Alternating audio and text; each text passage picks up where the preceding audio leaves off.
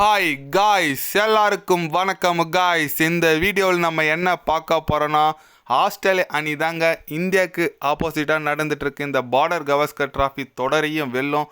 அது மட்டும் இல்லாமல் இந்திய அணி வீரர்கள் ரொம்ப ஆட்டிடியூட் காட்டுறாங்க, அதெல்லாம் ஆஸ்திரேலியா அணிக்கிட்ட வேலை ஆகாதுங்க அப்படின்னு சொல்லிட்டு ஆஸ்திரேலியா அணியின் தலைமை பயிற்சியாளரான மெக் டெலாண்ட் பார்த்தீங்கன்னா ஆஸ்திரேலிய அணிக்கு ஆதரவாகவும் இந்திய அணி ரசிகர்கள் கொஞ்சம் காண்டேத்துற விதமாகவும் பேசியிருக்காரு. அவர் என்ன பேசினார், ஏது பேசினார் சொல்லிட்டு வீடியோ டீட்டெயில்டாக பார்க்கலாம். அதுக்கு முன்னே நீங்கள் நம்ம சேனலுக்கு புதுசாக வந்திருந்தீங்கன்னா ஒரு சப்ஸ்கிரைப் மட்டும் பண்ணிவிட்டு வாங்க, வீடியோக்குள்ளே போகலாம். ஆமாங்க, நாளை மறுநாள் பார்த்தீங்கன்னா India versus Australia 3rd test போட்டி தொடங்க போது காபாவில்.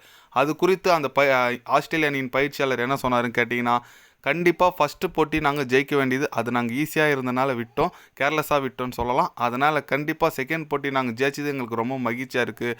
கண்டிப்பாக அடுத்த வர 3rd 4th 5th ஆஸ்திரேலியா அணி தாங்க வின் பண்ணோம். ஏன்னா எங்களுக்கு இது டெஸ்ட் சாம்பியன்ஷிப் ஃபைனலுக்கு போகிறதுக்கு முக்கியமான தொடர்னால இந்த அடுத்த வாரம் 3 போட்டி வின் பண்ணி நாங்கள் ஃபைனலுக்கு தேர்வாகும். அது மட்டும் இல்லாமல் இந்திய அணி வீரர்களும் ரசிகர்களும் ஓவராக ஆட்டிடியூட் காட்டுறாங்க, அது ஆஸ்திரேலியா அணிக்கிட்ட வேலாகாது. ஏன்னா சிராஜி ரொம்ப ஓவராக ஆட்டிடியூட் காட்டுறாரு. டிராவஸ் ஹெட் அவர் நல்லா போடுறேன்னு சொன்னார் தான், அதுக்கு அவரை அவமானப்படுத்தினார் கிரவுண்டிலே. அதனால் எங்கள் அணி வீரர்கள் அதெல்லாம் பார்த்துட்டு தான் இருக்காங்க. கண்டிப்பாக அடுத்த வாட்டி விட மாட்டாங்க. 3rd 4th 5th 3 டெஸ்ட்டையும் ஆஸ்திரேலியா அணி தான் வின் பண்ணோம், நீங்கள் வேணா பொறுத்து இருந்து பாருங்க அப்படின்னு சொல்லிட்டு ஓப்பனாகவே சவால் விட்டுருக்காரு ஆஸ்திரேலியா அணியின் பயிற்சியாளர், தலைமை பயிற்சியாளர். பார்த்தீங்கன்னா அவர் சொல்கிற மாதிரி இந்திய அணி கொஞ்சம் ஓவர் தான் ஆட்டிடியூட் காட்டுறாங்களும் எனக்கு கொஞ்சம் இதுவாக தான் இருக்குங்க. ஏன்னா பார்டர் கவாஸ்கர் டிராஃபி ஆஸ்திரேலியா நடக்குதுன்னா கண்டிப்பாக ஒரு வாரெலாம் இருக்கும் தான். ஆனால் சிராஜி போன மேட்ச் கொஞ்சம் ஓவராக தான் பண்ணியிருக்காரு. அந்த ஆட்டிடியூட் பண்ணுறதுனாலே ஆஸ்திரேலியா வீரர்களுக்கு இன்னும் கொஞ்சம் காண்டாகும் போலகுது.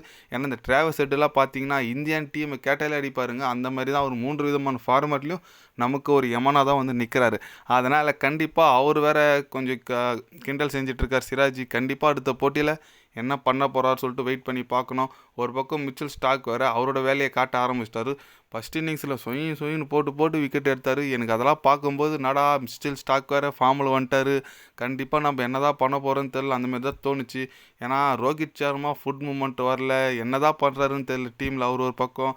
இதெல்லாம் வச்சு பார்க்கும்போது ஆஸ்திரேலியா அணியின் தலைமை பயிற்சியாளர் சொன்ன மாதிரி செஞ்சு காட்டுறவங்களோன்னு சொல்லிட்டு பயமாக தான் இருக்குது. பார்க்கலாம். ஆனால் நம்ம தோத்தா காலிங்க, அடுத்த 3 போட்டி நம்ம தோத்தா ஐசிசி டெஸ்ட் சாம்பியன்ஷிப் ஃபைனலுக்கு போகிற கனவை அதோட குழி தோண்டி புதைச்சன்னு தான் சொல்லலாம். ஏன்னா அதோட முடிஞ்சு போச்சு. அதுக்கு மேலே சவுத் ஆஃப்ரிக்கா ஆஸ்திரேலியா 2 பேர் பக்காவாக குவாலிஃபைட் ஆகிடுவாங்க.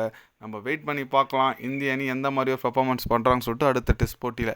நீங்கள் சொல்லுங்கள், ஆஸ்திரேலியா அணியின் தலைமை பயிற்சியாளர் பார்த்தீங்கன்னா இந்தியாவுக்கே சவால் விட்டுற மாதிரி பேசியிருக்காரு. அது குறித்து நீங்கள் என்ன நினைக்கிறீங்கன்னு சொல்லிட்டு கமெண்டில் சொல்லுங்கள். இது போன்ற ஸ்போர்ட்ஸ் நியூஸை தெரிஞ்சுக்கணுன்னா சேனலை சப்ஸ்கிரைபர் லைக் ஒன்று பண்ணிக்கோங்க. கண்டிப்பாக கிரிக்கெட் பற்றி day by day channel update வரும், மறக்காமல் சப்ஸ்கிரைப் மட்டும் கொஞ்சம் பண்ணி வச்சுக்கோங்க. நன்றி, வணக்கம்.